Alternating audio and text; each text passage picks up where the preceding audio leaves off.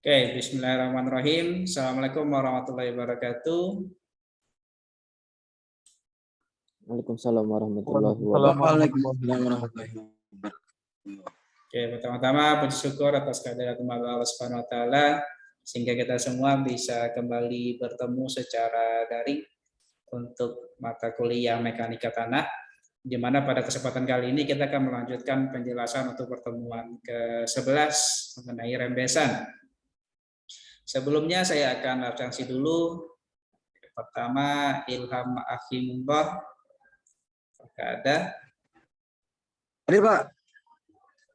Oke, Ilham hadir. Ilham hadir, Pak. Gufairo Putri. Hadir, Pak. Muhammad Rizky. Hadir, Pak. Bima Arya.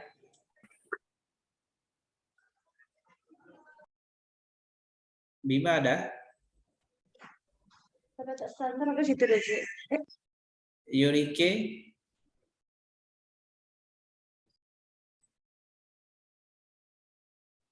M. Subhan. Hadir, Pak. M. Subhan hadir. Wahyu Marfianda. Hadir, Pak. Mita.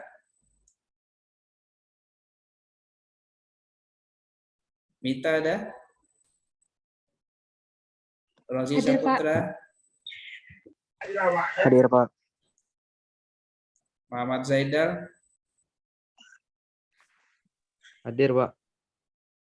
Oke, sudah semua ya. Oke, pada kesempatan kali ini kita akan membahas mengenai rembesan, di mana kita akan mulai dengan definisi dari koefisien rembesan dan apa nanti artinya ketika kita nanti melakukan pengujian sampel tanah. Kemudian terkait dengan rembesan, kita nanti mengenal ada uji tinggi konstan dan nanti ada uji tinggi jatuh. Kita akan coba bahas satu persatu dan seperti biasa nanti silakan kalau ada yang kurang jelas atau ada yang perlu diulang bisa disampaikan saja nanti.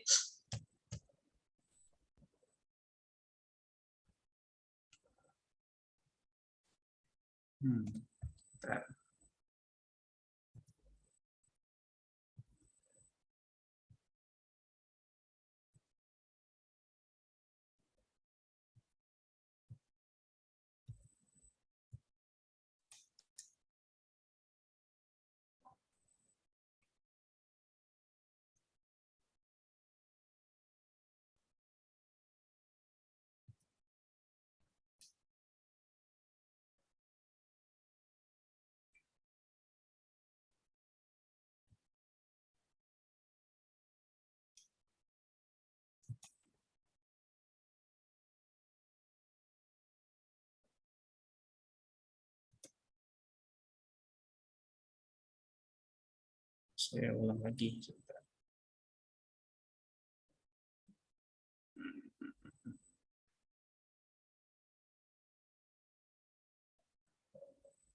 Oh ya, sebelum sambil kita menunggu, untuk kelas penggantinya kalau hari Kamis malam bagaimana? Oke enggak kira-kira? Saya scan dulu. Kamis malam kira-kira bagaimana untuk mengganti? Kita kan agak mundur satu pertemuan ya. Kalau kita ganti di Kamis malam mana? Sekitar jam 8 lah. Kita siap isoma. Ada yang berhalangan enggak kalau Kamis malam? Enggak ada, Pak. Kalau ada, insya Allah nanti kita ganti di Kamis malam saja ya untuk pertemuan ke-12-nya. Share screen-nya sudah nampak ya? Sudah, Pak. Sudah, Oke. Pak. Kita langsung saja mulai lagi. Terkait dengan koefisien rembesan atau coefficient of permeability, di video saya matikan saja. Ada beberapa faktor nantinya yang mempengaruhi koefisien rembesan atau konduktivitas hidrolik. Jadi yang pertama ada kekentalan cairan. Kemudian kekentalan cairan ini ini tergantung kepada nilai kelarutannya ya. Senyawa-senyawa terlarut apa yang ada di suatu tanah nantinya. Kemudian distribusi dari ukuran pori akan sangat berperanan penting juga terkait dengan rembesan. Kemudian distribusi ukuran butiran. Yang kemudian ada angka pori, selanjutnya kekasaran permukaan butiran tanah, yang terakhir adalah nilai derajat kejenuhan. Jadi ini beberapa faktor penting terkait dengan rembesan. Sebelum saya lanjut, rembesan itu apa? Ada yang ingat nggak? Kemarin kita bahas apa sih yang dimaksud dengan rembesan sebelum saya lanjut? Ada yang bisa berikan pendapatnya, rembesan itu apa? Terkait dengan mekanika tanah. Ada yang bisa berikan pendapatnya? Apa yang dimaksud dengan rembesan?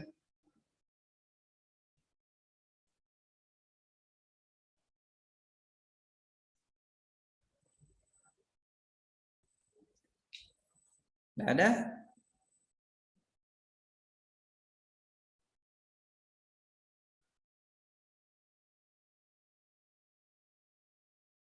Halo? Kemana ini yang lain? Apa sih yang dimaksud dengan rembesan?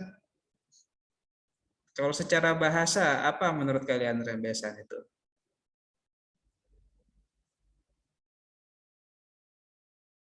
Halo? Iya, Pak. Apa kira-kira yang dimaksud dengan rembesan?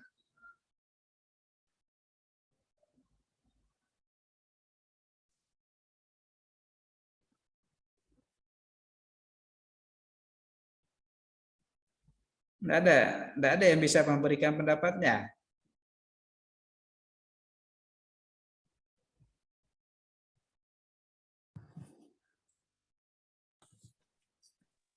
Pak,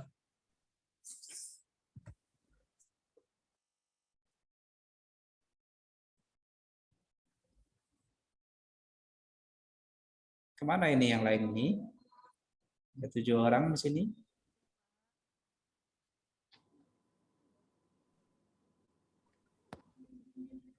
Apa menurut kalian rembesan itu? Meresap ke dalam, Pak. Meresap ke dalam. Oke. Ada lagi enggak yang terkait dengan mekanika tanah? Coba kalau kita hubungkan proses meresapnya ke dalam, berarti kalau kita bicara di mekanika tanah, rembesan itu apa maksudnya? Ayo silakan.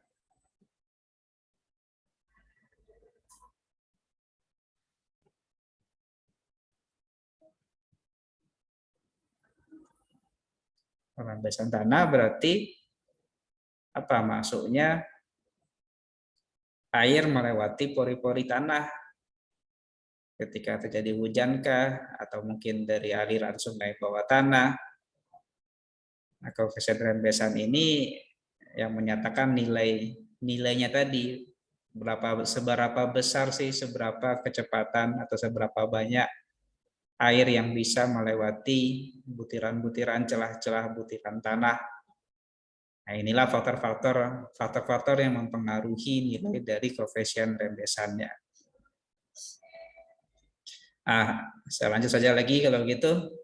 Kemudian terkait dengan koefisien rembesan, tanah lempung nantinya juga akan memiliki nilai koefisien rembesan sendiri juga, yang akan bergantung juga nilai dari koefisien rembesan tanah lempung itu dipengaruhi dengan struktur tanahnya, di mana struktur tanah lempung itu akan dipengaruhi oleh konsentrasi ionnya, konsentrasi ionik yang ada di konsentrasi ion-ion yang ada di suatu tanah lempung. Karena nantinya perbedaan konsentrasi dari ion-ion yang ada di tanah lempung ini yang akan membedakan ketebalannya, ketebalan dari lapisan air yang bisa terbentuk di tanah lempung, lapisan air yang dia menempel pada butiran-butiran tanah lempung. Ini khusus tanah lempung saja soalnya.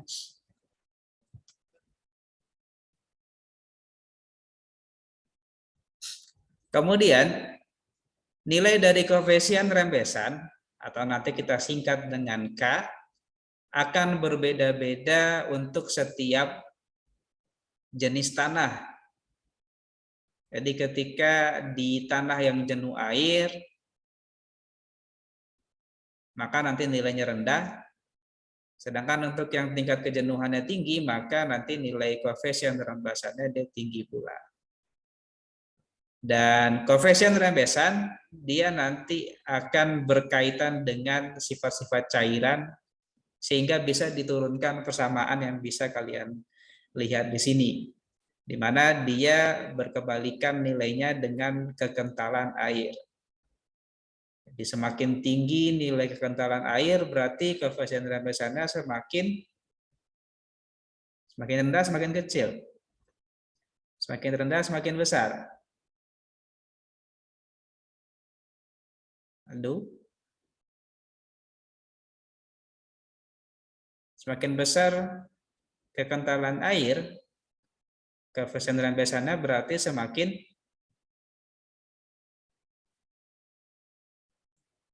apa?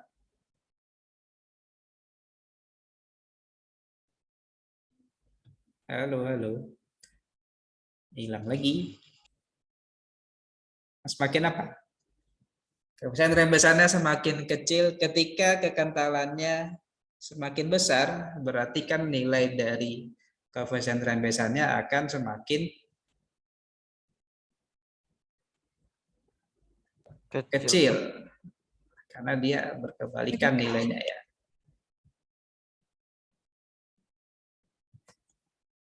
Oke. Kemudian bagaimana kita menentukan nilai koefisien rembesan?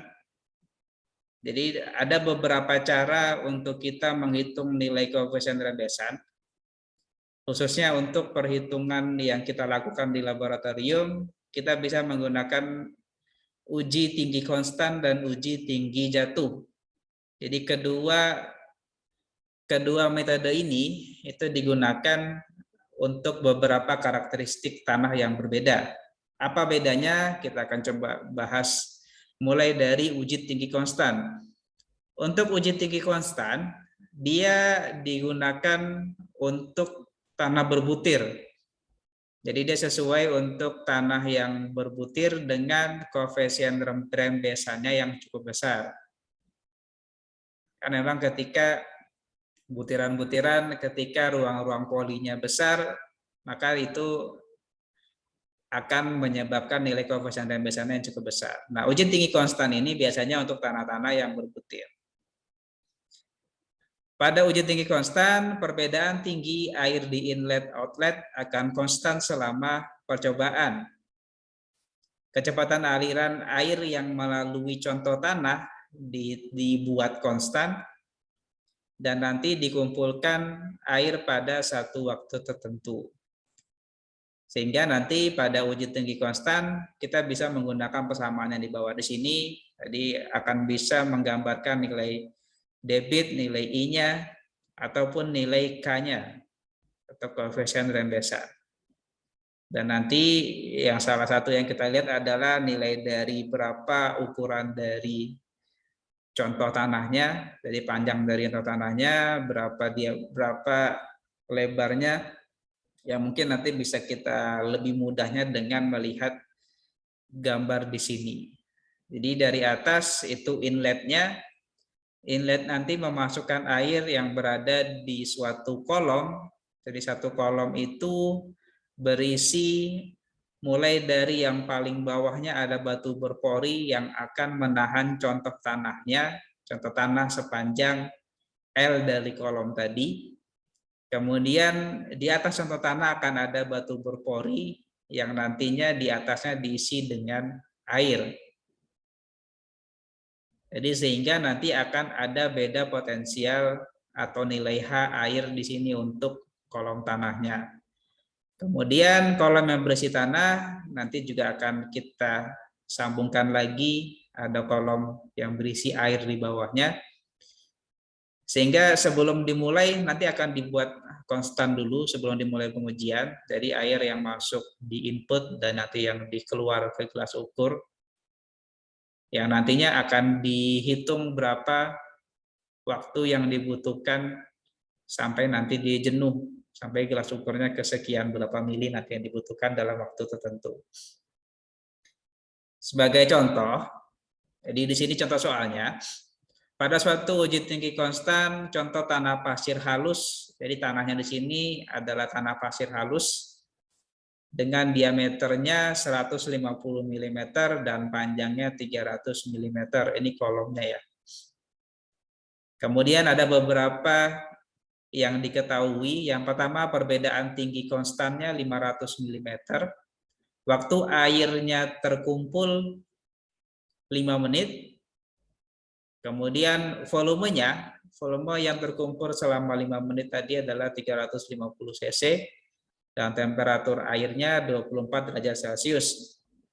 Dari sana kita bisa mendapatkan koefisien rembesan tanah pada suhu yang berbeda. Jadi suhu yang didapat tadi itu 24, tapi nanti kita bisa menghitung berapa nilai koefisien rembesannya pada suhu 20 derajat Celcius. Koefisien rembesan kita dapatkan dengan persamaan tadi, K sama dengan QL per AHT. Kita masukkan angka-angka tadi, nilai debitnya, nilai panjang dari kolom, nilai luasan dari kolomnya, berapa beda tingginya tadi, dan waktu. Sehingga nanti akan kita dapatkan nilai koefisien rembesannya 3,9 dalam satuannya cm per detik. Untuk bisa mendapatkan berapa koefisien rembesan pada suhu 20 derajat Celcius, kita nanti butuh atau perlu melihat grafik rasio kekentalan dan temperatur. Jadi dengan persamaan yang bisa kalian lihat di sini, kita nanti bisa mencari nilai theta 24/20. Saya grafiknya lupa saya masukkan nanti. Nanti setelah kita tambahkan, maka kita bisa mendapatkan nilai K atau koefisien rembesan pada suhu 20 derajat Celcius. Yang tadi kita dapat adalah nilai K24. K24 sama dengan tadi niat 3,9 kali 10 pangkat min 3 cm per detik. Yang di sini, jadi nilai 0,9 ini kita dapatkan dari grafik atau dari tabel juga. Terkadang ada grafik, kadang ada yang menggunakan tabel. Sehingga kita dapatkan nilai koefisien rembesannya adalah sekian. Kurang lebih seperti itu. Sebelum saya lanjut, kira-kira perlu diulang atau sudah oke? Kita lanjut saja ya. Baik, Pak. Oke, selanjutnya untuk uji tinggi jatuh. Ini sedikit lebih kompleks sebenarnya dibandingkan dengan yang uji tinggi konstan. Jadi untuk yang uji tinggi konstan, uji tinggi jatuh, dia sama cocok untuk tanah yang berbutir halus dengan nilai koefisien rembesannya kecil. Jadi air yang nantinya berasal dari dalam pipa tegak yang dipasang di atas contoh tanah akan mengalir melalui contoh tanah. Jadi yang tegak ada DH di sini.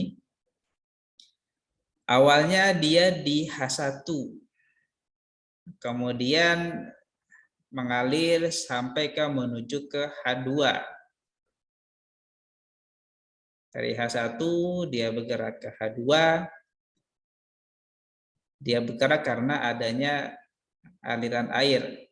Nah, nanti kita bisa menghitung jumlah air yang mengalir melalui contoh tanah dengan persamaan di sini. Jadi bisa dicatat saja nanti. Jadi nanti kurang lebih sama ya, ada urutan kolom pengujiannya, nanti ada batu berpori yang bisa nanti mengalirkan atau meneruskan air. Kemudian di sini contoh tanahnya akan diujikan. Nah, kemudian di sinilah yang akan diukur berapa nilai itunya, nilai debitnya.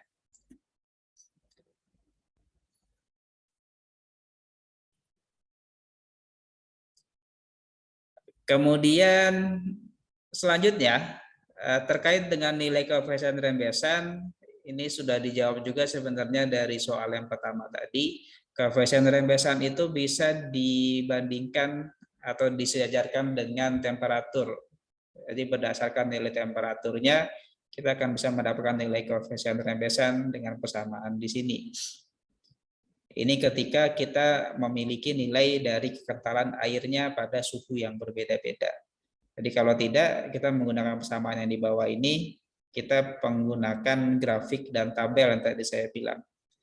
Berapa nilai beda antara masing-masing kekentalan airnya pada suhu yang berbeda.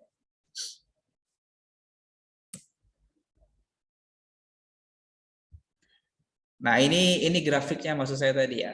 Jadi grafik yang nantinya kita gunakan untuk bisa mendapatkan pada suhu yang berbeda. Jadi di angka 24 derajat dalam 20 derajat, maka nanti kita dengan menggunakan yang angka yang sama saja nanti. Jadi 24-nya di sini, 20, saya tidak nampak di situ ya. Dia akan dapat nilai di 0, berapa? 0,907. 0,907 itu ada di sini nanti antara 24 kemudian dan 20. 24 ya di sini. Kurang lebih seperti itu nantinya. Kemudian cara yang lain juga kita bisa menghubungkan nilai empiris koefisien rembesan di mana tanah pasir dengan ukuran butir yang merata, jadi di mana koefisien keseragamannya kecil, maka koefisien rembesan kita bisa menggunakan persamaan dari Hz.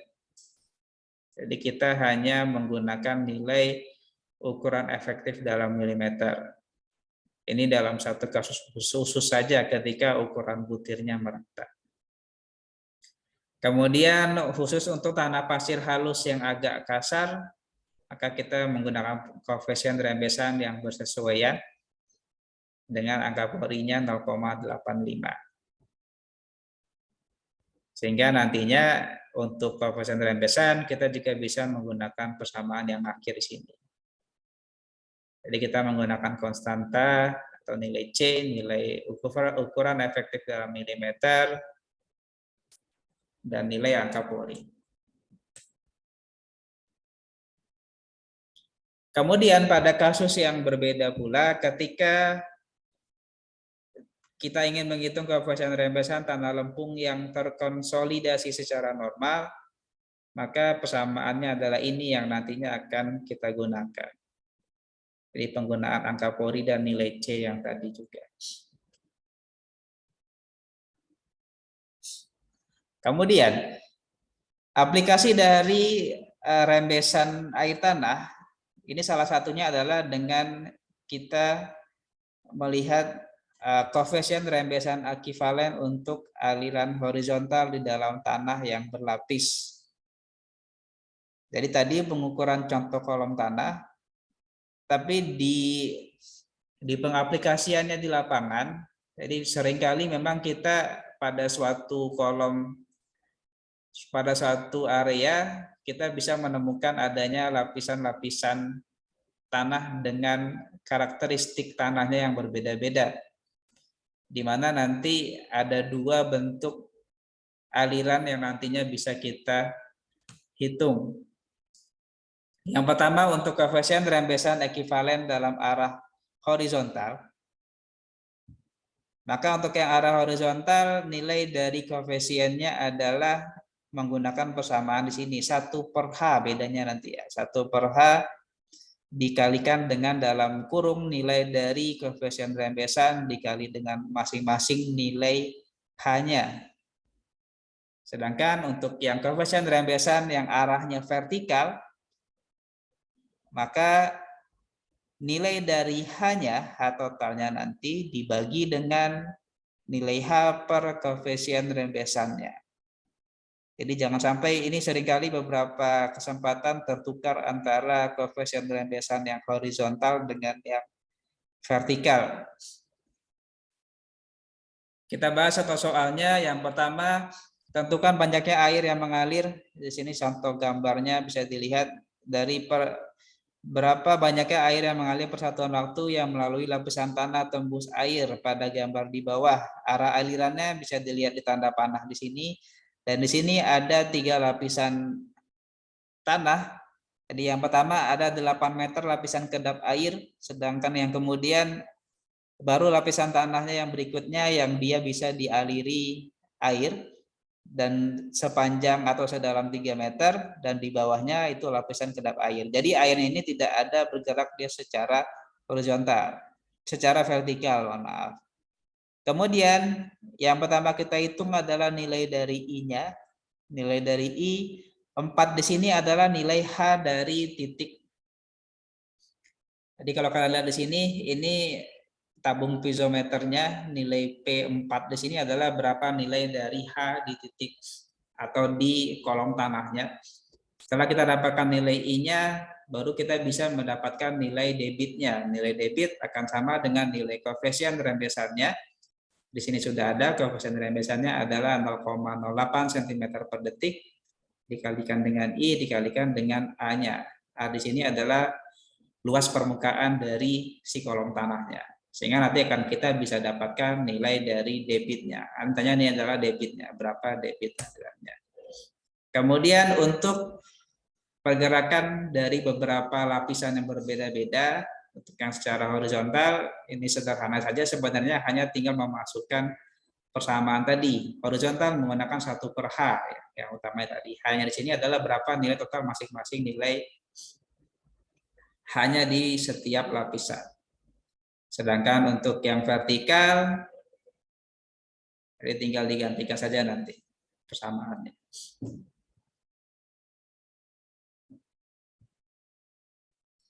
Kemudian setelah kita menghitung masing-masing secara vertikal dan horizontal, kita bisa menentukan rasionya. Rasio tinggal dibagi saja sebenarnya nilainya. Kemudian ini contoh soal lain, kaitan antara koefisien rembasan dengan angka Pori. Jadi ya menggunakan persamaan matematik saja sebenarnya, perbandingan antara nilai koefisien rembesan dengan angka Pori. Ini juga sama juga. Saya mungkin tidak bisa kita bahas. Saya rasa sampai sini saja yang kita bahas pada kesempatan kali ini. Kalau ada yang mau bertanya, saya persilakan. Kalau tidak ada, saya tutup dengan beberapa pertanyaan. Jadi silakan dipersiapkan satu kertas, sekalian catat dulu pertanyaannya. Sudah siapkah? Sebentar, Pak. Berapa? Oke, soal yang pertama.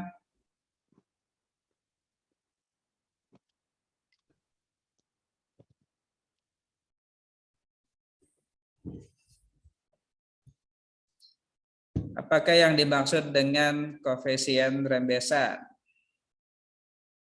Soal yang pertama, apakah yang dimaksud dengan koefisien rembesan?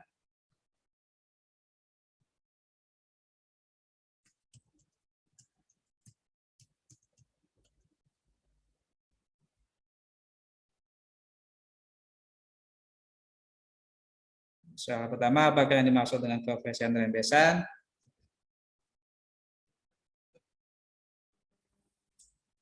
Soal yang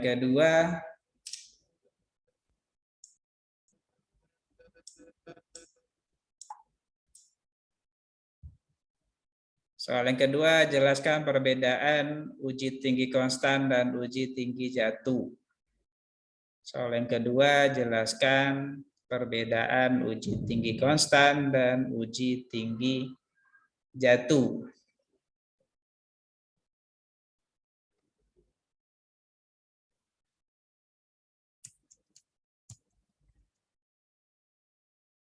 Soal nomor 2, jelaskan perbedaan uji tinggi konstan dan uji tinggi jatuh.